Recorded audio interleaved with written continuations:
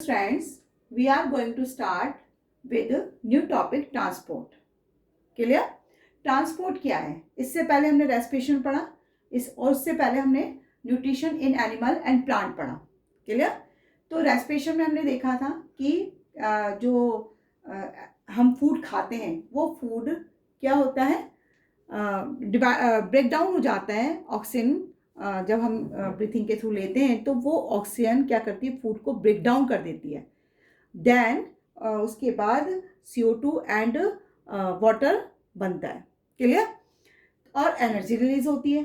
अब जो ट्रांसपोर्ट होता है, यानी फूड का ट्रांसपोर्ट होना या डाइजेस्ट जो आपने एब्जॉर्ब किया फूड उसको ट्रांसपोर्ट करना या और अदर मेटल्स को ट्रांसपोर्ट करना, ये सब ट्रांसपोर्टेशन में आता है. क्लियर?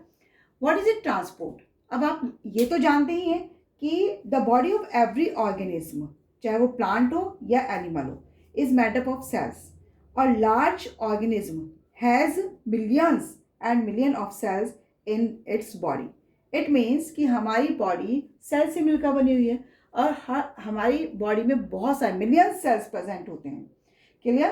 तो इसका मतलब क्या हुआ कि transport is a live process in which a substance absorbed in one part of the body of an organism is carried to other parts of its body. Transport का मतलब क्या हुआ कि एक जगह से दूसरी जगह चीज़ों को ले जाना. जब हमारी बॉडी किसी चीज़ को एब्जॉर्ब कर लेती है, कोई भी एक पार्ट किसी भी सब्सटेंस को एब्जॉर्ब कर लेता है, तो फिर उस एब्जॉर्ब चीज को या एब्जॉर्ब सब्सटेंस को क्या किया जाता है, दूसरे पार्ट्स तक पहुंचाया जाता है. इस प्रोसेस को ही हम क्या कहते हैं, ट्रांसपोर्ट कहते हैं. क्लियर? और ट्रांसपोर्ट दोनों में होता है, चाहे वो एनिमल हो चाहे वो प्लांट हो. Clear? Because both are living organism. अब लार्ज जो ऑर्गेनिज्म है, plant and animals, need transport system in their bodies to supply all their cells with food, oxygen, water and other materials.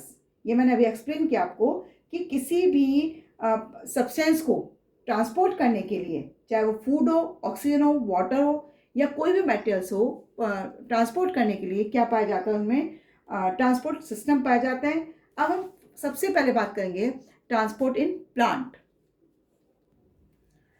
Transport in plant topic में, plant में जो transportation होता है वो दो टाइप से मतलब दो टिश्यूज में प्रेजेंट होते हैं जिन्हें हम जाइलम एंड फ्लोएम कहते हैं. क्लियर? जाइलम एंड फ्लोएम को हम वैस्कुलर बंडल भी कहते हैं बिकॉज ये क्या करते हैं, ट्रांसपोर्टेशन का काम करते हैं. जाइलम का काम अगर देखा जाए तो क्या होता है, which carries water and minerals. Phloem का अगर बात हम देखें तो which carries food and other system या अदर पार्ट्स. क्लियर? अब जाइलम को अगर आपने ध्यान दिया हो, 11th क्लास में आप पढ़कर 9th क्लास में आप पढ़कर आए हैं कि जाइलम के पार्ट्स होते हैं 4. कौन कौन से होते हैं? यहाँ पर जाइलम वेसल्स और ट्रैकिट्स आप देख रहे हैं लिखा हुआ है. क्लियर? इसके अलावा xylem parenchyma and xylem sclerenchyma, ये 2 पार्ट्स और होते हैं जाइलम के. लेकिन यहाँ पर हम चूंकि ट्रांसपोर्टेशन पढ़ रहे हैं तो हम सिर्फ ट्रांसपोर्ट वाले पार्ट को ही क्लियर कर रहे हैं. क्लियर? तो जाइलम वेसल्स में आप देख रहे हैं कि जाइलम वेसल्स क्या होते हैं, नॉन लिविंग्स होते हैं. दे do not contain cytoplasm and nuclei. इनके अंदर कोई साइटोप्लाज्म और न्यूक्लियाई नहीं होता है. इसके अलावा इसकी जो वॉल होती है जाइलम वेसल्स की, वो किसकी बनी होती है, सेलुलोज की बनी होती है एंड लिग्निन की बनी होती है. जब लिग्निन क्या होता है, very hard and strong substance होता है जो इसको स्ट्रेंथ प्रोवाइड कराता है. क्लियर? इसके अलावा जैसे वुड आप देखते हैं कि वुड जो होती है is made almost entirely of lignified xylem vessels, क्योंकि वो बहुत ज़्यादा स्ट्रॉन्ग होती है इसलिए किसकी बनी होती है, लिग्निन की बनी होती है. क्लियर? नेक्स्ट हमारा जो टॉपिक आता है वो आता है ट्रैकिट्स. ट्रैकिट्स में आप इसकी डायग्राम देखें, शो कर रखा है जाइलम वेसल्स में. ये जाइलम वेसल्स हैं, है ना, और ये फिलामेंट्स हैं जो एंड टू एंड क्या करते हैं, एक दूसरे से जुड़ते चले जाते हैं, एक ट्यूब बना लेते हैं, पूरी पूरी वेसल्स बना लेते हैं. नेक्स्ट आते हैं हमारे ट्रैकिट्स. एक्चुअली ट्रैकिट्स क्या होती है, बहुत ज़्यादा लॉन्ग होती है, पतली होती हैं, है ना, और इसकी जो वॉल होती है वो भी बहुत थिक होती है. इससे tracheids they are the only water conducting tissue होते हैं इन नॉन फ्लावरिंग प्लांट में. और इसमें बीच में क्या पाए जाते हैं, पिट्स पाए जाते हैं, गड्ढे पाए जाते हैं एक प्रकार से। क्लियर? इसके बाद आप फ्लोएम वाले टॉपिक को देखो। फ्लोएम में क्या होता है, अब मैंने भी बताया कि which carries food and water system. इसमें फ्लोएम में भी अगर आपको ध्यान हो, आपने ये भी 9th क्लास में पढ़ा हुआ है कि फ्लोएम के भी 4 पार्ट्स होते हैं। ध्यान है, नहीं भूल गए होंगे। तो पहला पार्ट तो सीवी ट्यूब होता है जो कि मेन पार्ट होता है इसका। इसके बाद इसमें कंपेनियन सेल्स पाई जाती हैं, phloem parenchyma and phloem sclerenchyma, ये पाए जाते हैं। अब यहाँ पर सीवी ट्यूब का जो हम फंक्शन है, क्योंकि सीवी ट्यूब इसमें मेन पार्ट रोल प्ले करती है, तो सीवी ट्यूब का काम क्या होता है, दे आर लिविंग सेल्स, ये लिविंग सेल्स होती हैं। और इस सीवी ट्यूब जो होती है cells has a companion cells next in it, क्योंकि इसमें सीवी ट्यूब में कोई न्यूक्लियस नहीं होता। तो ये क्या काम करती है, इसके पास ही नेक्स्ट ही कंपेनियन सेल्स होती है, उसकी न्यूक्लियस से ये अपना काम चलाती है या अपना काम करती है। क्लियर? अब हम देखते हैं कि किस तरह से वाटर और मिनरल कैरी करता है या क्या मैकेनिज्म है रूट्स की। Clear? Mechanism of transport of water and minerals in a plant, किस तरह से वाटर और मिनरल्स को एब्जॉर्ब किया जाता है जाइलम टिश्यू के थ्रू। मैकेनिज्म मतलब किस टाइप से, किस तरीके से जो वाटर मिनरल्स है वो लीफ तक पहुंचता है और लीफ कैसे उसको यूटिलाइज करते हैं, ये मैकेनिज्म है यहाँ पर। तो इसमें सबसे पहला जो रूट रोल प्ले करता है वो कौन होता है, रूट, क्योंकि रूट ही क्या करते हैं, वाटर और मिनरल्स को एब्जॉर्ब करते हैं। रूट के बाद इसमें जो सबसे पहली चीज आती है वो क्या होती है, root hairs, that is a root hairs. तो यहाँ पर सेकंड क्या हो जाता है, रूट हेयर। पहले रूट फिर रूट हेयर। अब रूट हेयर करते क्या हैं, देखो रूट हेयर होते क्या है सबसे पहले तो the roots of a plant have hair called root hair, यानी रूट्स में जो हेयर लाइक स्ट्रक्चर होती है, थिन कहना चाहिए एक तरह से धागे type structure, thread like structure, that is called root hair. Clear? तो रूट्स में रूट हेयर्स प्रेजेंट होते हैं। अब इनका फंक्शन क्या होता है, तो इनका फंक्शन होता है कि root hair is to absorb water. Clear? इनका काम absorb water and minerals from the soil. देखिए रूट हेयर सॉइल पार्टिकल्स के बीच में प्रेजेंट है, तो इनका काम रूट हेयर्स का क्या होता है, इन सॉइल पार्टिकल्स के बीच में से वाटर को एब्जॉर्ब करना। मेरी बात क्लियर हुई होगी? तो the root hairs are directly in contact with the film of water in between the soil particles.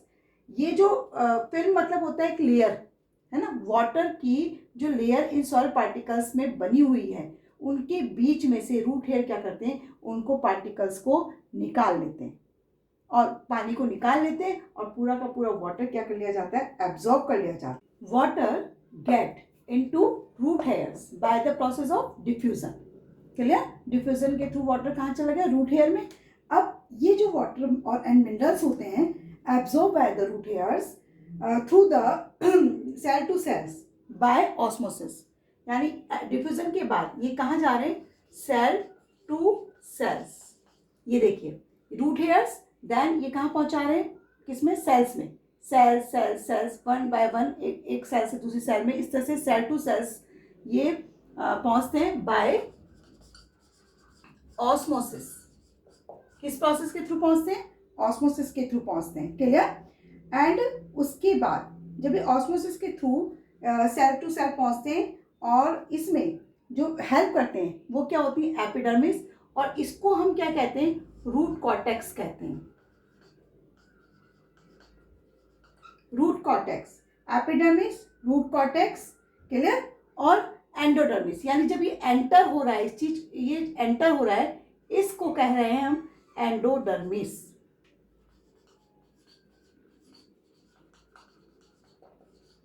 मेरे हिसाब से क्लियर हुआ होगा ये कि एंडोडर्मिस जैसे एंटर हुआ तो रूट जाइलम अब इस वाटर एंड मिनरल्स को कहाँ पहुंचा रहा है, xylems vessels in the stem, यानी जाइलम स्टेम्स की जाइलम वेसल्स में कनेक्ट कर देता है।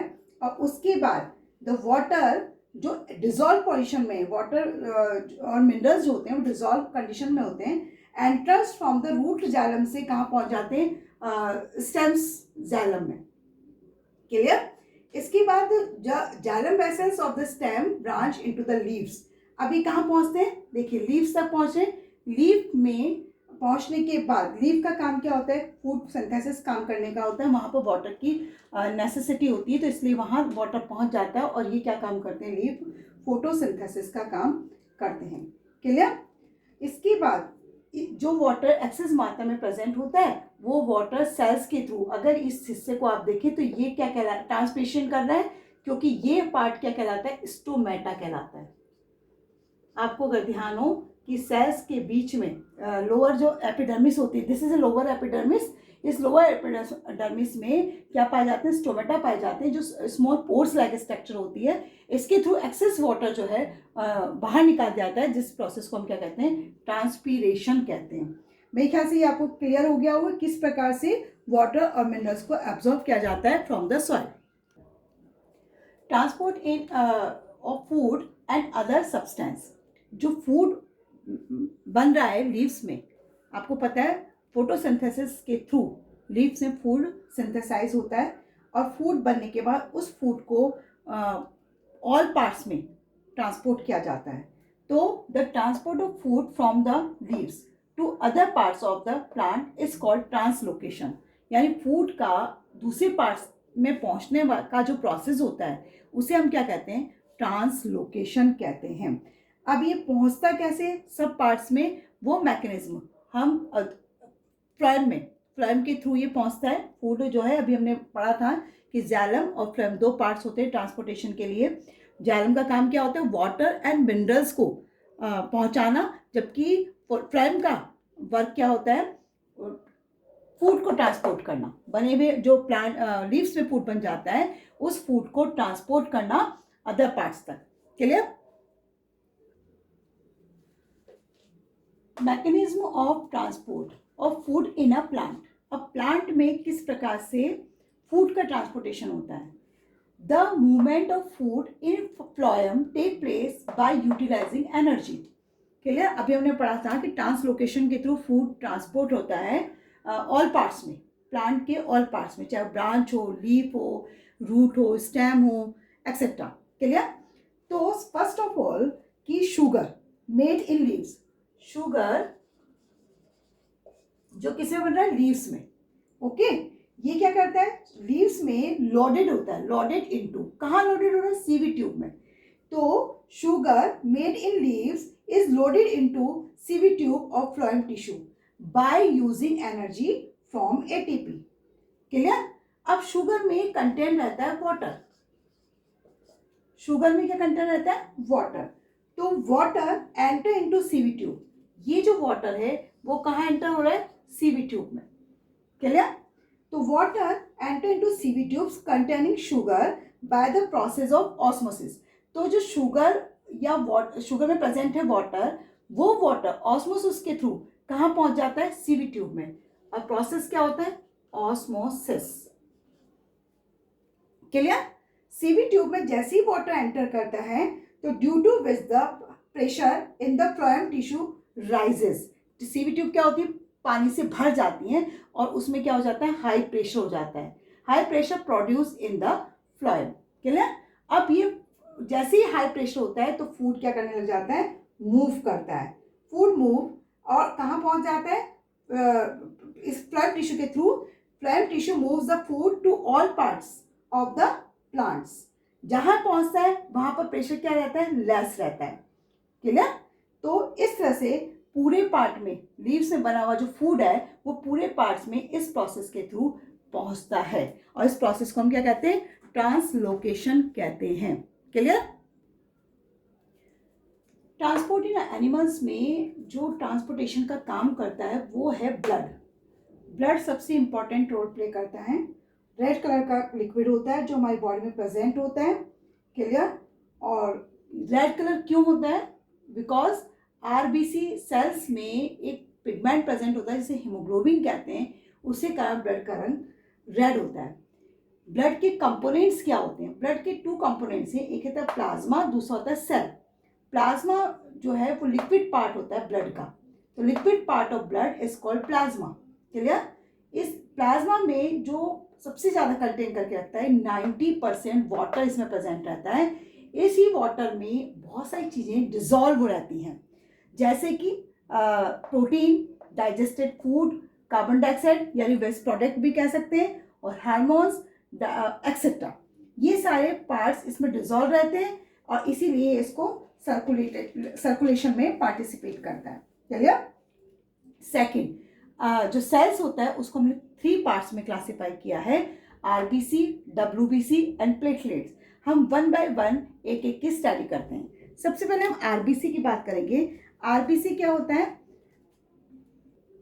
RBC red in colour due to the presence of red pigment called haemoglobin. अभी मैं थोड़ी देर पहले भी आपको बताया था कि आरबीसी रेड ब्लड सेल्स, इसका फुल नेम है रेड ब्लड सेल्स, और इसमें क्या पाया जाता है? एक रेड कलर का पिगमेंट पाया जाता है जिसे हम हीमोग्लोबिन कहते हैं।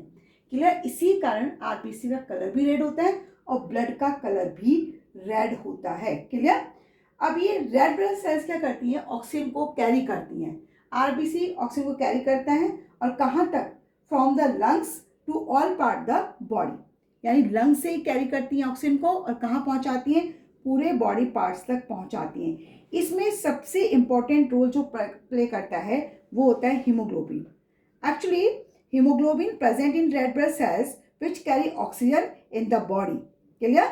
और haemoglobin performs a very important functions of carrying oxygen from lungs to body tissues.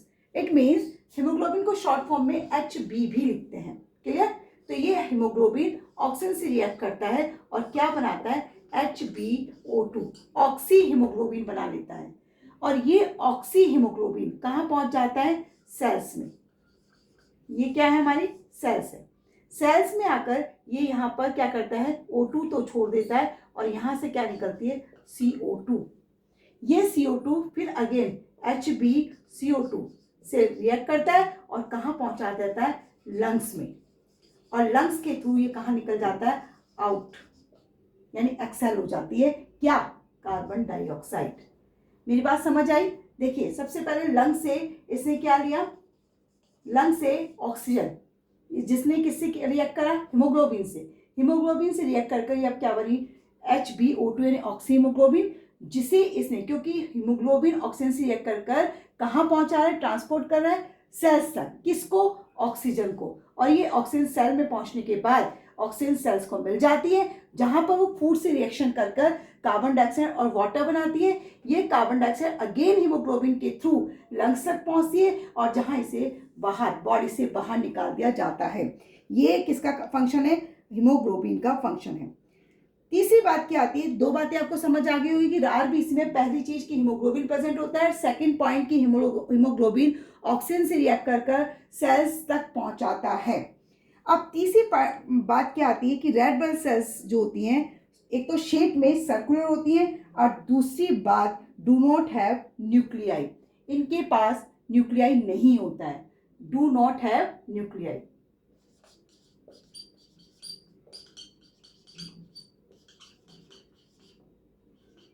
Do not have nuclei. अब न्यूक्लियाई मतलब न्यूक्लियस, इनके पास न्यूक्लियाई नहीं होता है। क्लियर? और ये जो रेड ब्लड सेल्स होती हैं have to be made quickly, ये जल्दी जल्दी बनती हैं, because they do not live for very long. इनका जो जीवन है वो लंबे समय तक नहीं चलता, बहुत जल्दी डेड हो जाती है और बन भी बहुत जल्दी जाती हैं। Each red blood sales live for about 4 month, सिर्फ ओनली 4 मंथ तक इनका लाइफ रहती है। मेरे ख्याल से क्लियर हुई यहाँ तक बात? तो when we donate blood to save the life of a person, then the loss of blood from our body can be made up very quickly. अगर हम किसी व्यक्ति को अपना ब्लड डोनेट करते हैं उसकी प्रॉब्लम की वजह से, एक्सीडेंटल की वजह से, तो हमारे बॉडी में ब्लड की कोई कमी नहीं आती। वो क्या होता है? क्विकली फॉर्मेशन उसका हो जाता है और अगेन हमारे ब्लड, जितना ब्लड था उतना ही हमारे बॉडी में बन जाता है। क्लियर? रेड ब्लड सेल्स का जो फॉर्मेशन होता है वेरी फास्ट, वो कहाँ होता है? Bone marrow. किस जगह पे होता है रेड ब्लड सेल्स का formation? Bone marrow. Clear? Bone marrow, bone में भरा हुआ एक लिक्विड होता है जहां पर आरबीसी का फॉर्मेशन होता है। मेरे ख्याल से आरबीसी का आपको क्लियर हो गया होगा, पूरे पॉइंट समझ आया। अब हम बात करेंगे डब्ल्यूबीसी की। डब्ल्यूबीसी वाइट ब्लड सेल्स, इसे हम फुल फॉर्म इसकी वाइट ब्लड सेल्स है।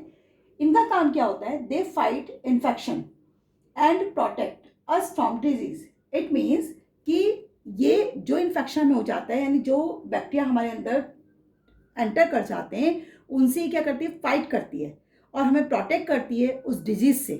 Clear?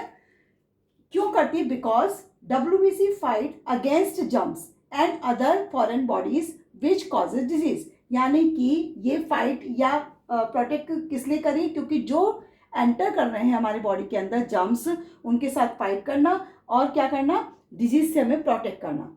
They can eat up the germs, ये उन जर्म्स को खा जाती, ईट कर जाती पूरी तरह से। और तीसरी चीज बात क्या है इसकी कि they make chemicals known as antibodies, यानी ये हमारी बॉडी में केमिकल बनाती है जिसे हम एंटीबॉडीज कहते हैं। और ये एंटीबॉडीज का काम क्या होता है? ये रेस्पॉन्सिबल होते हैं हमें इम्यूनिटी सिस्टम को बढ़ाने के लिए, इंक्रीज करने के लिए। क्लियर? हमारी बॉडी में एंटीबॉडीज बनते हैं। इस तरह से हम इन्हें क्या कहा जाता है? डब्ल्यूबीसी को हम सोल्जर भी कह सकते हैं। सोल्जर मतलब जो सैनिक होते हैं हमारे, जो हमें प्रोटेक्ट करते हैं। Same as it is WBC भी हमें एज अ सैनिक की तरह क्या करती है? प्रोटेक्ट करती है। तो हम इसे क्या कहते हैं? सोल्जर्स भी कहते हैं। Soldiers. Clear? White blood cells are called soldiers of the body. ये हमारे सोल्जर्स भी कहलाते हैं। मेरे ख्याल से समझ आई होगी बात। इसके अलावा जो डब्ल्यूबीसी होते हैं वो किस टाइप के होते हैं? अच्छा, ये सोल्जर्स क्यों कह रहे हैं? ये तो बात आपको समझ ही आ गई होगी, अभी मैंने क्लियर किया ये बात कि सोल्जर इसलिए कहा जाता है कि they protect the body from the attack of disease causing germs and other harmful foreign matters. Clear? जो जर्म्स और उनसे प्रोटेक्ट करने का काम कर रहे हैं डब्ल्यूबीसी, इसलिए उनको सोल्जर्स कहा जा रहा है। वाइट ब्लड सेल्स में सबसे पहली बात कि दे हैव न्यूक्लियस। हमने पढ़ा था आरबीसी में न्यूक्लियस प्रेजेंट नहीं होता, बट इनमें न्यूक्लियस प्रेजेंट होता है। क्लियर? एक इनकी जो शेप होती है वो कैसी होती है? इनकी शेप इरेगुलर होती है। क्लियर? और दूसरी बात कि इनमें जो ये इनकी क्वांटिटी होती है वो क्या होती है? रेड ब्लड सेल से बहुत स्मॉलर होती है, स्मॉलर इन नंबर। क्लियर हुआ? डब्ल्यूबीसी क्या होते हैं और आरबीसी से उनमें क्या क्या? उनमें न्यूक्लियस नहीं होता, तो इनमें न्यूक्लियस प्रेजेंट होता है। वो इनसे ज़्यादा क्वांटिटी में होते हैं, लेकिन इनकी क्वांटिटी क्या होती है? उसकी अपेक्षा कम होती है। क्लियर? ओके, नेक्स्ट तीसरा पॉइंट हम आता है प्लेटलेट्स। थर्ड सेल्स क्या थी? प्लेटलेट्स। प्लेटलेट्स का काम क्या होता है? Platelets they help in the coagulation of blood in a cut और वाउंड। एक्चुअली देखो, जहाँ कहीं भी चोट लग जाती है, कट हो, मतलब बॉडी आपकी कहीं से भी छोटी मोटी जगह से भी कट गई, चाहे वो नाइफ से कटे या ब्लेड से कटे, है ना, या कहीं आपका सर दीवार में लग गया, है ना, तो क्या हो जाता है? आपने देखा होगा वहाँ पर मोटा हो जाता है, फूल जाता है ना, फटती नहीं है स्किन। फटती नहीं तो ब्लड क्या होता है? ब्लीडिंग नहीं हो पाती। ब्लीडिंग नहीं होगी तो आपका ब्लड सेफ हो जाता है, बच जाता है। जो ब्लड यानी ब्लीडिंग नहीं हो रही है और एक आपका मोटी सी जगह बन गई है, उसको कहते हैं ब्लड का क्लोटिंग होना, यानी कोगुलेशन होना, कोगुलेशन ऑफ ब्लड। क्लियर हुई? कोगुलेशन क्या होता है? यानी कि ब्लड का क्लोट होना। क्लोट मीन्स क्लोटिंग, जमना एक तरह से, ब्लड की क्लोटिंग होना, ये वर्ड कहलाता है। क्लियर? कोगुलेशन का मीनिंग।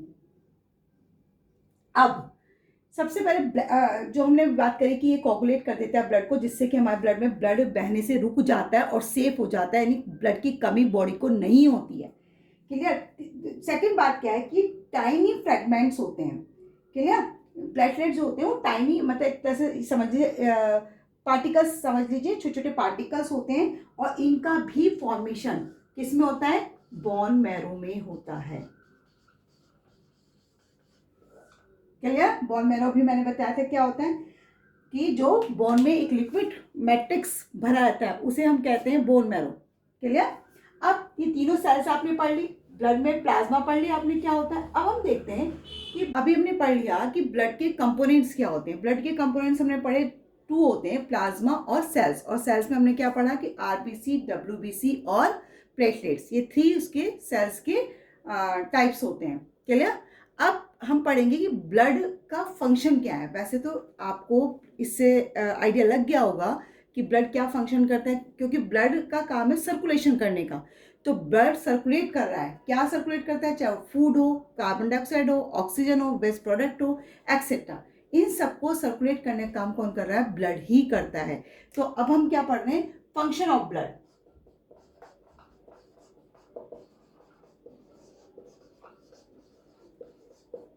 तो फर्स्ट फंक्शन हमारा क्या होता है कि इट कैरीज ऑक्सीजन। अभी ऑक्सीजन कहां से ले रहा है, तो फ्रॉम लंग्स। लंग्स से ऑक्सीजन को लेकर और कहां पहुंचाता है ये, to different parts of the body. Clear. Second हम इसका अपोजिट ले सकते हैं। अपोजिट मतलब ये कैरी कर रहा है ऑक्सीजन को फ्रॉम लंग से। अब हम क्या करेंगे, इसको अपोजिट में क्या होगा, ये कैरी CO2 भी तो करता है। कहां से करता है, different parts of the body. और कहां पहुंचाता है, लंग्स तक। बिकॉज लंग्स के थ्रू हम रेस्पिरेशन के थ्रू क्या कर देते हैं, बॉडी से बाहर निकाल देते हैं। तो हमारा सेकेंड पार्ट क्या हो जाएगा, it carries CO2 from different parts of the body to the lungs. Clear? Maybe is that clear ना? Okay. अब थर्ड पॉइंट क्या हो सकता है, देखिए जो डाइजेस्टेड फूड है वो भी कैरी करने का काम क्या और सर्कुलेट करने का काम कौन कर रहा है, ब्लड करता है। क्लियर। तो इसका क्या मतलब हुआ कि इट कैरीज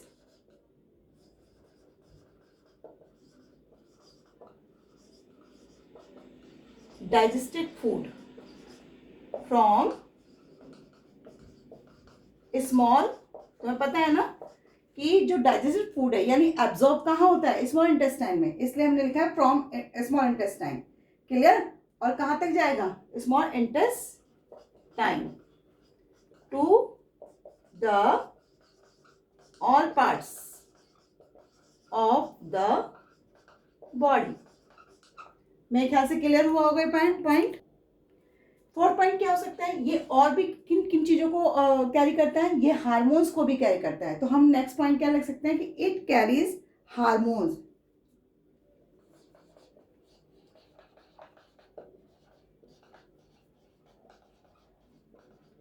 हार्मोन्स को कैरी कहां से कर रहा है ये, फ्रॉम द एंडोक्राइन ग्लैंड।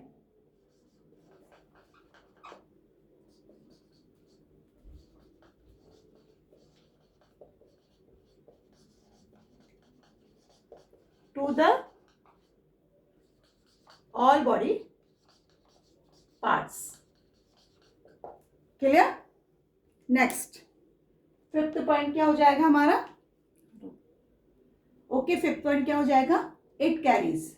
अभी मैंने बोला था कि वेस्ट प्रोडक्ट को भी कैरी करता है, तो इट कैरीज वेस्ट प्रोडक्ट। कहां से लेता है ये, फ्रॉम द किडनी।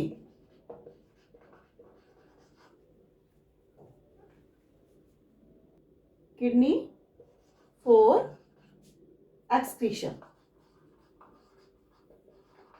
किस फॉर्म में एक्सक्रीट करता है ये, यूरिन की फॉर्म में। क्लियर। तो in urine. Next six point क्या हो जाएगा, इट प्रोटेक्ट फ्रॉम डिजीज। और ये पता है आपको कि डिजीज से प्रोटेक्ट कैसे करता है, बिकॉज इसमें क्या पाए जाते हैं, WBC पाए जाते हैं। तो WBC क्या का काम होता है, बॉडी को प्रोटेक्ट करने का, जर्म्स को किल करने का। क्लियर। नेक्स्ट 7 पॉइंट क्या हो सकता है कि ये रेगुलेट्स करता है बॉडी टेम्परेचर को। It regulates the body temperature.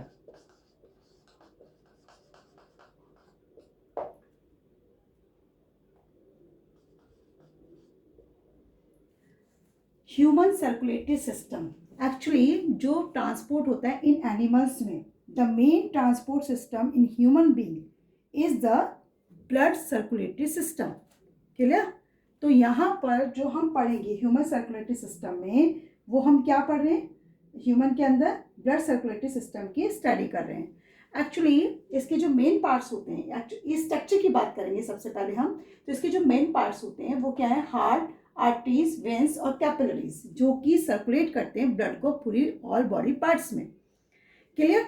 यहाँ पर हार्ट का काम क्या होता है, as a pump. Heart act as a pump to push out blood. Clear. कई लोग क्या कहते हैं कि हार्ट का काम करता है ब्लड को सर्कुलेट करने का काम करता है। No, wrong.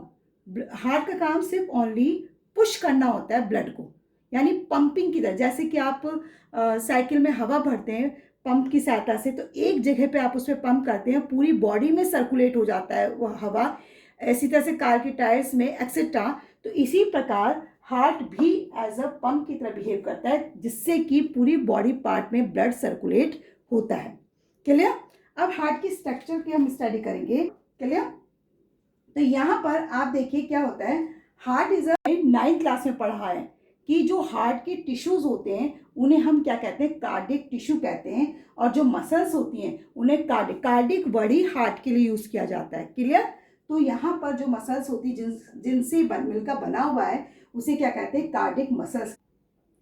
The size of the heart is about the same as our fist, जैसे हमारी मुट्ठी होती है उसके समान हमारे हार्ट का साइज होता है। The heart has 4 components called chamber, that is a chamber. Clear. The upper 2 chambers of heart is called atria या atrium. Clear. Atrium. And lower 2 parts of heart is called ventricles. Clear. The two atria receive blood from the 2 main veins. This is a veins. Clear. इनसे क्या करते हैं, blood को receive करता है। And the two ventricles transport blood to the entire body and the lungs. The left atrium is connected to the left ventricles by the V1. Clear.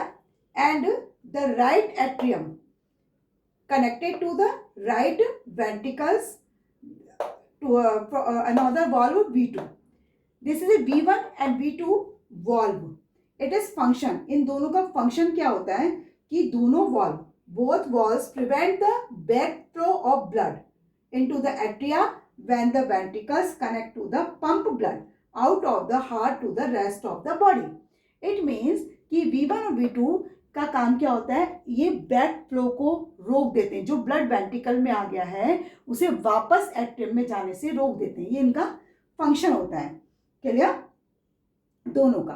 अब ये क्या करते हैं, all the atria and ventricles of the heart contract and relax, यानी ये contract और relax, सिकुड़ना और फैलना, ये काम करते हैं eight appropriate time and make the heart behave like a pump.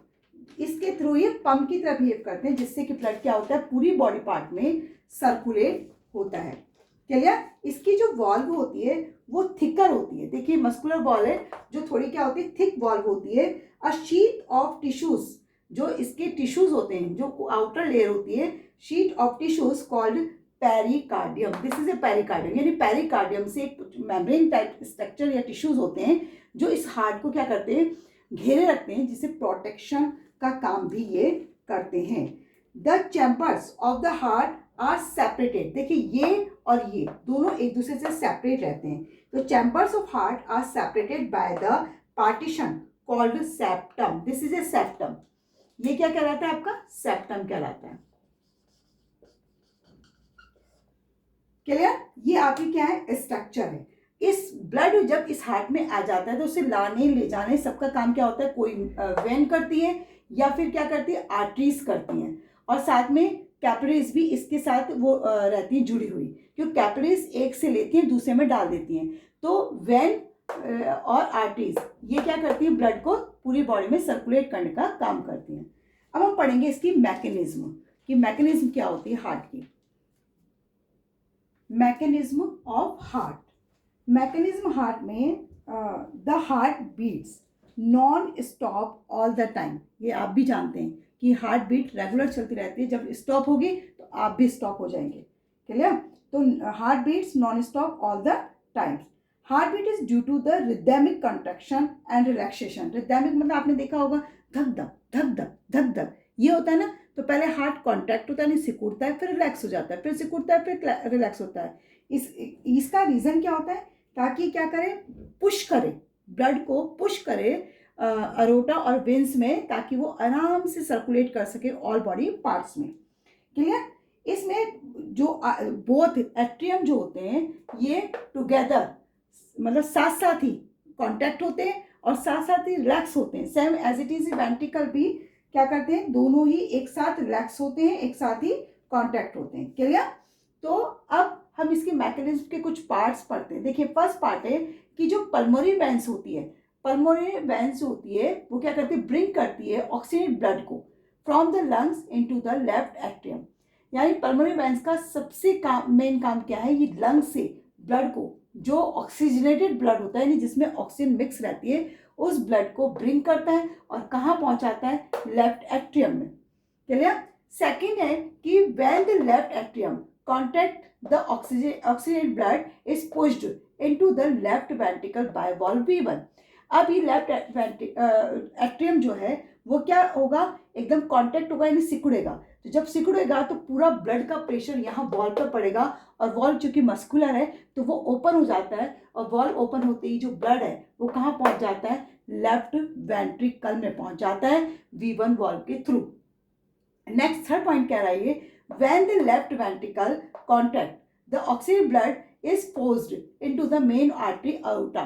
अब लेफ्ट वेंट्रिकल जैसे ही कॉन्टैक्ट होगा तो इसमें फोर्स, कॉन्टैक्ट होते ही मसल्स बिल्कुल दब जाती हैं, और जो ब्लड का फोर्स होता है वो कहाँ चला जाता है? मेन आर्टरी अरोटा में चला जाता है.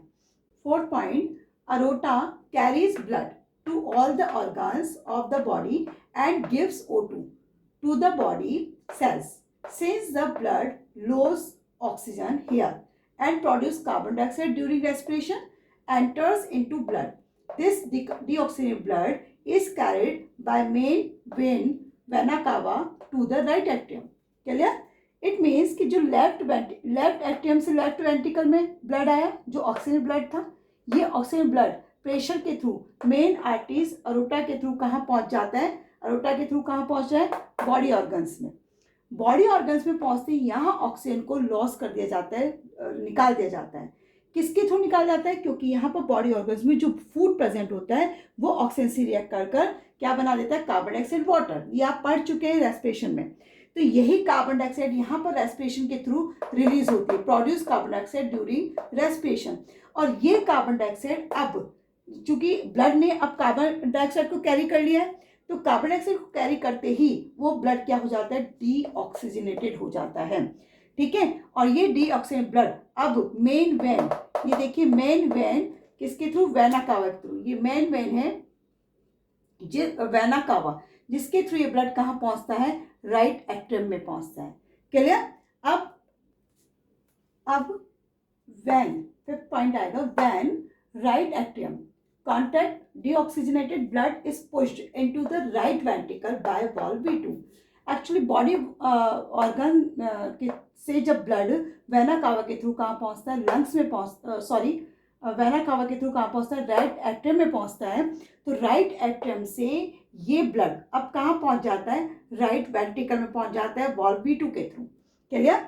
अब रीज़न वही है कि राइट एट्रियम चूँकि मस्कुलर है तो जब ब्लड का प्रेशर इस पर पड़ता है तो वॉल्व ओपन हो जाते हैं और ब्लड सीधा कहाँ पहुँच जाता है, राइट वेंट्रिकल में पहुँच जाता है। क्लियर। अब नेक्स्ट, राइट वेंट्रिकल से ब्लड कहाँ पहुँचेगा, लंग्स में पहुँचेगा। व्हेन राइट वेंट्रिकल्स कॉन्ट्रैक्ट, अब सिकुड़ना, कॉन्ट्रैक्ट मतलब सिकुड़ना, जब राइट वेंट्रिकल सिकुड़ेगा तो फिर अगेन प्रेशर पड़ेगा और ब्लड कहाँ पहुँच जाता है, डीऑक्सीजन ब्लड कहाँ पहुँच जाता है, पल्मोनरी आर्टरीज के थ्रू कहाँ पहुँचता है, लंग्स में पहुँच जाता है। और लंग्स में ये डीऑक्सीजन ब्लड को क्या कर दिया जाता है, रिलीज कर दिया जाता है, यानी इसमें से ऑक्सीजन, कार्बन डाइऑक्साइड बाहर निकल जाती है और फिर ये लंग्स में जो ऑक्सीजन भरी जाती है, एब्जॉर्ब करता है, वो पल्मोनरी वेन्स के थ्रू अगेन एब्जॉर्ब कर ऑक्सीजन ब्लड बन जाता है और अगेन ये सर्कुलर चलता रहता है। क्लियर। अब ये तुम्हें ध्यान देने की बात है कि दोनों एट्रियम वर्क एक साथ करते हैं, दोनों वेंट्रिकल भी वर्क एक साथ करते हैं और दोनों का ब्लड सेपरेट रहता है, किसके थ्रू, सेप्टम के थ्रू सेपरेट रहता है, ये आपस में मिक्स नहीं हो पाता है। क्लियर। इस प्रकार से हार्ट वर्क करता है। तो मेरे ख्याल से आपको समझ आ गया होगा कि मैकेनिज्म हार्ट के क्या है, कैसे कॉन्ट्रैक्शन और रिलैक्सेशन के थ्रू ब्लड रिदमिक बीट्स करता है, रिदमिक बीट्स के थ्रू वो क्या करता है, ब्लड को सर्कुलेट करता है ऑल बॉडी पार्ट्स में। क्लियर। सर्कुलेटरी सिस्टम में हम सर्कुलेशन किन के थ्रू होता है उसकी बात करते हैं। तो blood flow through 3 types of blood vessels. Actually blood का जो फ्लो पूरी बॉडी पार्ट्स में होता है, उनमें कौन रोल प्ले कर रहा है, तो रोल प्ले कौन कर रहा है, 3 ब्लड वेसल्स कर रही हैं, जिन्हें हम आर्टरीज, वेन्स और कैपिलरीज के नाम से जानते हैं। आर्टरीज और वेन्स को हम उनका डिस्क्रिप्शन एज अ डिफरेंस पढ़ लेते हैं। आर्टरीज और वेन को अगर आप वैसे भी लिखना चाहें शॉर्ट नोट के थ्रू, या आर्टरीज और वेन क्या होते हैं, तो उनको इस तरह से भी लिख सकते हैं। क्लियर। जनरली इसमें जो क्वेश्चंस आता है वो आर्टरीज और वेन्स में डिफरेंस ही पूछा जाता है। क्लियर। इसलिए मैंने इसमें डिफरेंस के थ्रू आपको एक्सप्लेन कर रही हूँ। तो पहला पॉइंट आपका है, देखिए, they have thick walls because blood emerge from the heart under high pressure. Actually arteries की जो वॉल होती है बहुत थिक वॉल होती है, इसमें जो ब्लड फ्लो होता है बहुत हाई प्रेशर के साथ होता है, अगर पतली वॉल होंगी तो फट जाएगी, इसलिए इसमें क्या पाई जाती है, थिक वॉल्स पाई जाती है। वेन्स क्या है, they do not need thick walls, इनको जरूरत नहीं होती ज़्यादा थिक वॉल्स की, because blood does not flow under high pressure, क्योंकि ब्लड हाई प्रेशर के साथ फ्लो होता ही नहीं है। क्लियर। सेकेंड पॉइंट कि the pulmonary artery carries deoxygen blood from right ventricles to the lungs. देखो, एक्चुअली आर्टरीज का काम क्या होता है कि वो जो ब्लड सर्कुलेट करता है वो ऑक्सीजनेटेड ब्लड सर्कुलेट करता है। मेरी बात को क्लियरली सुनना, ध्यान से सुनना कि मैं क्या कह रही हूँ। मैं ये बात कह रही हूँ आपको कि आर्टरीज का काम क्या होता है, फंक्शन ऑफ आर्टरीज होता है कि they circulate oxygenated blood to the all body parts, but सिर्फ ओनली वन आर्टरी, और वो भी कौन सी, pulmonary arteries, carries deoxygenated blood, यानी जो ब्लड में CO2 मिक्स रहती है उस ब्लड को सर्कुलेट करता है, कहाँ से, from right ventricles to the lungs. मेरी बात क्लियर हुई। सेकेंड पॉइंट इसमें, the pulmonary veins carries oxygenated blood from lungs back to the heart. यहाँ भी वही बात मैं आपको एक्सप्लेन करना चाहती हूँ कि वेन्स का काम क्या होता है, ये वेन्स का फंक्शन क्या है कि ऑल वेन्स जो होती हैं वो कैरी करती डीऑक्सीजनेटेड ब्लड को। Clear.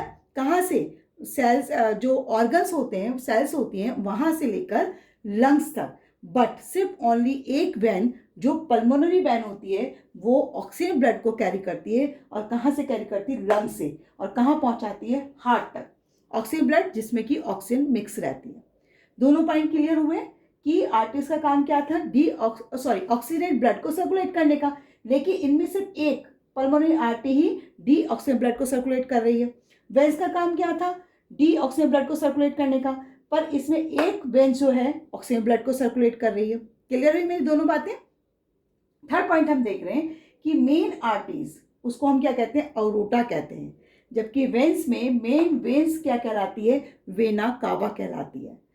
They do not have valve, इसमें कोई वॉल्व नहीं होता। क्लियर। जबकि they have valves to prevent back flow of blood in veins, यानी वेन्स में वॉल्व पाया जाता है। वॉल्व यानी एक प्रकार का आप समझ लीजिए डोर समझ लीजिए, जो बंद हो जाता है, जब आप एंटर होंगे तो डोर बंद हो जाएगा, है ना, और जब आप खोलेंगे तभी खुलता है, यानी जब पुश होता है ब्लड का तभी वो ओपन होता है। तो they have valves to prevent back flow. Vein में एक बार ब्लड आ जाता है तो वो वापस नहीं जाते, क्योंकि इसमें डीऑक्सिन ब्लड फ्लो होता है, इसलिए ये प्रिवेंट करने के लिए इसमें वॉल्व्स प्रेजेंट होता है। मेरी बात क्लियर हुई? आर्टरीज और वेन दोनों क्लियर हो गए होंगे। आर्टरीज क्या होते हैं और वेन्स क्या होते हैं, क्लियर? एक बात और समझना, आर्टरीज का काम क्या होता है। अगर आप इसमें देखें तो आर्टरीज और वेन्स में अगर हम दोनों में देखेंगे ब्लड कैरीज कहाँ से हो रहा है, तो आर्टरीज कैरीज करती है ब्लड को from the heart to the body organs. आपने अरोटा का काम भी देखा होगा। अरोटा जो होता है वो लेफ्ट वेंट्रिकल से ब्लड को कैरी करता है, कहाँ पहुंचाता है, बॉडी ऑर्गन्स तक, क्लियर? और वेन्स का काम क्या होता है, ये वेन्स कैरीज करती है ब्लड को from the body organs back to the heart, clear? दोनों पॉइंट्स क्लियर हो गए मेरे। अब थर्ड पार्ट हमारा क्या है, कैपिलरीज है। आर्टरीज और वेन की तो हम बात कर चुके हैं। थर्ड पार्ट हमारा कैपिलरीज है। कैपिलरीज क्या होती हैं, एक तो थिन वॉल्व होती है, इनकी बहुत पतली वॉल्व होती है, एंड नैरो ट्यूब्स, बहुत सिकुड़ी मतलब बहुत ही नैरो ट्यूब्स होती हैं, which connect arteries to veins. ये कनेक्ट रहती हैं आर्टरीज और वेन्स, यानी इन बिटवीन, बीच का काम करती हैं ये, कि capillaries are in between the arteries and veins, clear? क्योंकि जो ब्लड होता है, the blood from arteries enters the capillaries in the body, clear? So every living cells of our body is close to a capillaries. जितनी भी living cells होती है हमारी body की, सारी सेल्स कैपिलरीज से क्लोज रहती हैं। The wall of capillaries are only one cell thick. जो कैपिलरीज की वॉल होती है वो ओनली वन सेल थिक होती है। तो कैपिलरीज का काम क्या होता है कि ये क्या करती है, the exchange of various metals जैसे कि O2, CO2, food etcetera between the blood and the body cells take place through capillaries. यानी जिस समय ये ब्लड में से किसी भी सब्सटेंस को ले रही होती है, उसी at that time waste product को भी ब्लड में डाल देती है, तो इस तरह से एक्सचेंज कर देती है। तो कैपिलरीज का भी इंपॉर्टेंट रोल इसमें सर्कुलेशन में होता है, क्लियर? सर्कुलेटरी सिस्टम अभी हमने पढ़ा कि कैसे हार्ट में ब्लड का सर्कुलेशन होता है। जब ब्लड का सर्कुलेशन हार्ट में होता है तो हम उस सर्कुलेशन को डबल सर्कुलेशन कहते हैं। डबल सर्कुलेशन होता क्या है, a circulatory system in which the blood travels twice through the heart in one complete cycle of the body is called double circulation. It means कि जब सर्कुलेटरी सिस्टम में blood एक समय में दो बार, मतलब ब्लड ट्रेवल्स करता है दो बार through the heart in one complete cycle. एक ही कंप्लीट साइकिल होती है लेकिन ब्लड दो बार उसमें से निकल रहा है एक ही समय में, तो इसलिए हम उसे क्या कहते हैं, डबल सर्कुलेशन कहते हैं। इसका क्या मीनिंग हुआ, क्योंकि हमारा जो हार्ट होता है वो आप पढ़ चुके कि 4 चैम्बर हार्ट होता है, क्लियर? 4 चैम्बर हार्ट जो लेफ्ट साइड राइट साइड से बिल्कुल सेपरेट रहती है, और वो किसके थ्रू सेपरेट रहती है, सेप्टम। अगर आपने पढ़ा हो, अभी हम थोड़ी देर पहले हमने एक्सप्लेन किया था ये, तो यहाँ पर ये सेप्टम के थ्रू राइट एंड लेफ्ट दोनों क्या कहते हैं, सेपरेट रहते हैं। और इनमें आपने ये भी देखा है कि एक तरफ ऑक्सीजन ब्लड और दूसरी तरफ डीऑक्सीजनेट ब्लड सर्कुलेट होता है, क्लियर? तो देन इन 4 चैम्बर हार्ट में जब right side of the heart are completely separate to prevent the oxygen blood from mixing with deoxygen blood, यानी दोनों ब्लड आपस में मिक्स नहीं होते हैं। Separation allow a highly efficient supply of oxygen to the body. दोनों separate रहते हैं, इसकी वजह से जितनी एनर्जी या जितनी ऑक्सीजन हमें चाहिए होती है उतनी ऑक्सीजन हमें मिल पाती है, सेल्स को मिल पाती है, which is necessary to producing a lot of energy. ये क्यों जरूरत होती है इतनी हाई एफिशिएंसी की ऑक्सीजन की, क्योंकि इससे हमें बहुत ज़्यादा मात्रा में, ज़्यादा क्वांटिटी में एनर्जी मिलती है। This energy is useful in warm blooded animals जैसे कि mammals and birds etc. which have high energy needs because they constantly require energy to maintain their body temperature. हमारी बॉडी के टेम्परेचर को maintain करने के लिए हमें क्या चाहिए होती है, हाई एनर्जी की जरूरत पड़ती है, क्लियर? तो all the animals having 4 chamber heart have double circulation.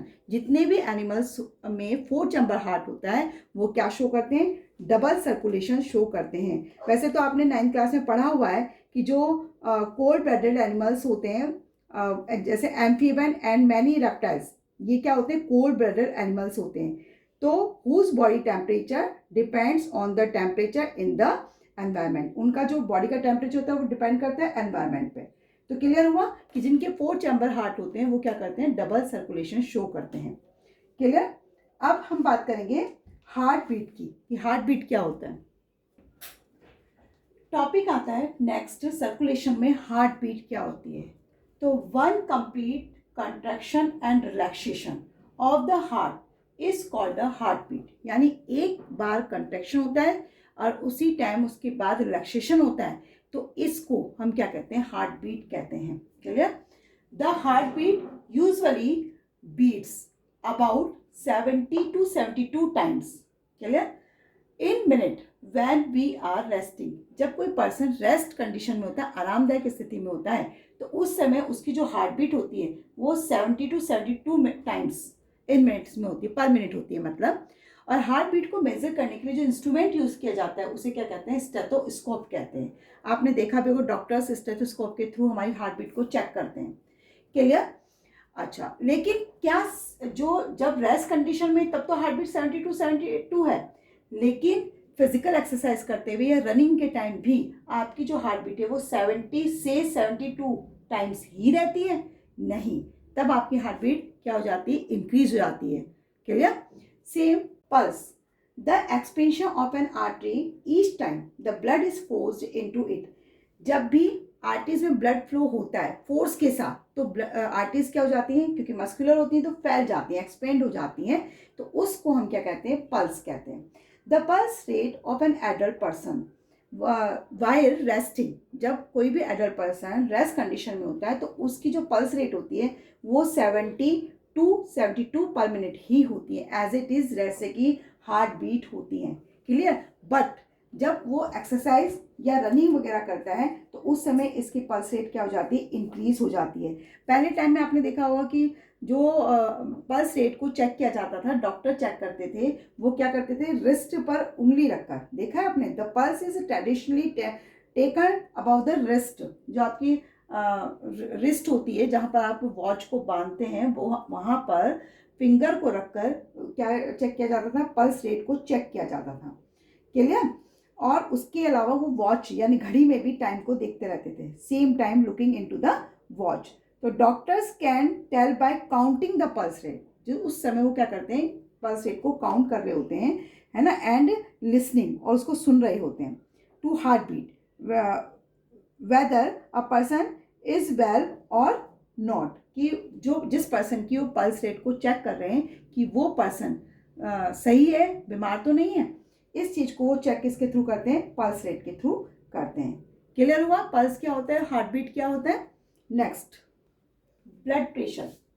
Blood pressure क्या होता है, the pressure at which blood is pumped around the body by the heart is called blood pressure. It means कि वो pressure जिसके through blood pump होता है पूरी body parts में, उसे हम ब्लड प्रेशर कह रहे हैं। Clear. It is always expressed in the form of 2 values, 2 values में इसको हम एक्सप्रेस्ड करते हैं या बताते हैं, जिन्हें हम सिस्टोलिक और डायस्टोलिक प्रेशर कहते हैं। क्लियर। सिस्टोलिक प्रेशर क्या होता है, the maximum pressure at which the blood leaves the heart through the main artery during contraction phase is called the systolic. It means कि जब मैक्सिमम प्रेशर, बहुत ज़्यादा प्रेशर के साथ ब्लड किस में जाता है, हार्ट में जाता है, और किसके थ्रू जाता है, मेन आर्टरीज के थ्रू जाता है ड्यूरिंग कंट्रैक्शन, जब उसका कंट्रैक्शन हो रहा होता है सिकुड़ना, है ना, उसके थ्रू, तो उसे क्या कहा जाता है, सिस्टोलिक प्रेशर कहा जाता है। और ये सिस्टोलिक प्रेशर यानी मैक्सिमम प्रेशर जो होता है वो कितना होना चाहिए, 120 millimetre Hg। Clear. Diastolic pressure क्या होता है, द मिनिमम, इसका अपोजिट कर दीजिए, the minimum pressure in the arteries face of heart is called the diastolic pressure. जब मिनिमम प्रेशर होता है आर्टरीज के अंदर और वो हार्ट तक पहुंचता है तो उसे क्या कहा जाता है, डायस्टोलिक प्रेशर कहा जाता है। और ये कितना होता है, 80 मिलीमीटर Hg होता है। इसको जनरल वे में अगर लिखा जाता है तो इसे इस तरह से लिखा जाता है 120/80। लेकिन जब हाई ब्लड प्रेशर हो जाता है, बहुत ज़्यादा हाई ब्लड प्रेशर हो जाता है, तो उसे हम क्या कहते हैं, हाइपरटेंशन कहते हैं। क्लियर हुआ।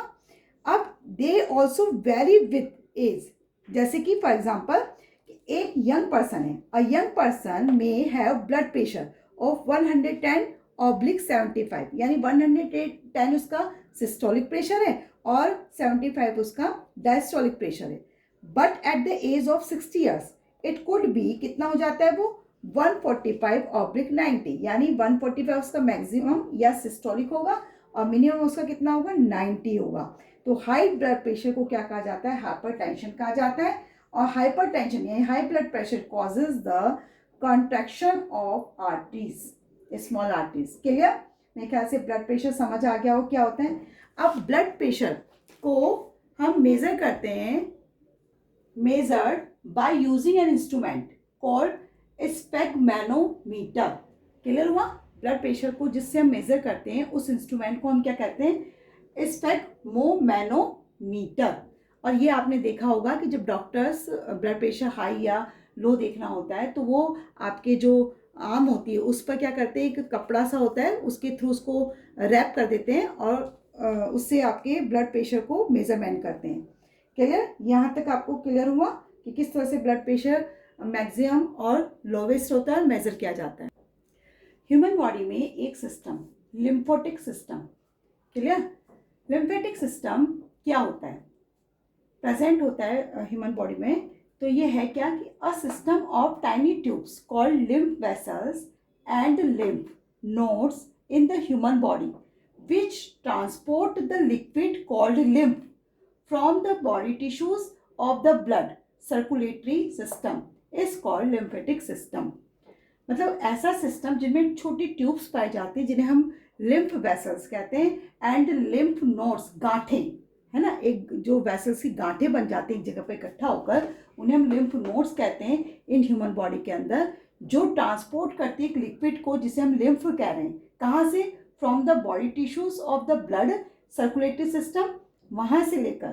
क्लियर? तो इसे हम क्या कहते हैं, लिम्फेटिक सिस्टम कहते हैं। इसके पार्ट्स होते हैं lymph capillaries, larger lymph vessels, lymph nodes and lymph. अब लिम्फ कैपिलरीज क्या होती हैं? तो the lymph capillaries join to form large lymph vessels. सबसे पहले लिम्फ कैपिलरीज जो होती हैं वो लार्ज लिम्फ वेसल्स से क्या रहती हैं, जॉइन रहती हैं। Lymph vessels have lymph nodes. Lymph vessels जो होती हैं, lymph vessels as a tubes हैं। क्लियर? ये क्या रखती है अपने पास, लिम्फ नोड्स यानी गांठें, जिन्हें मैंने कहा ग्लैंड्स, गांठें कह लो, ग्लैंड्स कह लो, वो इनके पास होती हैं। उसके बाद the lymph nodes contain special type of cells called lymphocytes. Lymphocytes, actually lymphocytes is a lymph. Clear? और लिम्फ क्या होता है, लिम्फ लाइट येलो लिक्विड होता है। इसके अलावा इट इज नॉट रेड, ये रेड नहीं होता, पहले हम बात कर चुके कि लाइट येलो होता है। अब रेड क्यों नहीं होता, because it does not contain RBC, इसके पास आरबीसी नहीं होता है। ब्लड का रंग लाल क्यों होता है, क्योंकि उसके पास आरबीसी होता है और आरबीसी में क्या प्रेजेंट होता है, हीमोग्लोबिन। क्लियर? और third point, it contain large, क्या रखता है ये अपने अंदर, लिम्फ के पास होता है क्या है, it contains large proteins molecule and digested food। Fourth point, it is another medium of circulation in the human body। ये दूसरा मीडियम है जो सर्कुलेट करता है ह्यूमन बॉडी के अंदर। और फिफ्थ पॉइंट है, इट कंटेन WBC, इसके पास WBC भी होती है जिसे हम लिम्फो, अभी हमने क्या बात कही थी, जिसे हमने क्या कहा था, लिम्फोसाइट्स भी कहा था। तो which help in fighting infection and disease, ये लिम्फ का काम होता है। अब हम देखते हैं कि जो लिम्फ है उसके लिम्फेटिक सिस्टम में फंक्शंस क्या होते हैं लिम्फ के। क्लियर? फंक्शंस ऑफ लिम्फ और लिम्फेटिक सिस्टम के क्या हो सकते हैं। First, lymph takes part in the nutritive process of the body. Clear? Actually lymph का काम क्या होता है कि ये क्या करता है, जो न्यूट्रिटिव पार्ट्स, प्रोटीन जो होता है उस मॉलिक्यूल्स को कैरी करता है फ्रॉम द टिश्यूज और पहुंचाता क्या है, ब्लड स्ट्रीम में। Clear? For example, it puts into circulation large proteins molecules by carrying them from the tissue into the blood stream। मेरी बात समझ आई? और सेकंड, इसका काम ये भी है कि फैट्स को भी क्या करता है, जो डाइजेस्टेड फैट होता है उसको भी कैरी करता है न्यूट्रिटिव प्रोसेस के लिए। सेकेंड है lymph protects the body by killing the germs drain out of the body. ये जो जर्म्स हमारी बॉडी के अंदर आ जाते हैं उनको किल कर देता है और साथ ही साथ बॉडी से बाहर भी ड्रेन आउट कर देता है। थर्ड पॉइंट क्या है, it helps in removing the waste product like fragments of dead cells. इसका काम क्या है, रिमूव करता है वेस्ट प्रोडक्ट को। जो हमारी डेड सेल्स होती है ना, देखा होगा कई बार स्किन उतरती रहती है ना, वो जो स्किन उतर रही है वो एक्चुअली डेड सेल्स होती हैं। उन डेड सेल्स को रिमूव करने का काम क्या करता है, ये लिम्फ करता है, साथ ही साथ नई सेल्स उसके साथ बनती चली जाती हैं। तो ये आपका सर्कुलेटरी सिस्टम यहाँ पर फिनिश हो जाता है मेरे ख्याल से। मैं आई होप आप लोगों को अंडरस्टैंड हुआ होगा, समझ आया होगा प्रॉपर तरीके से।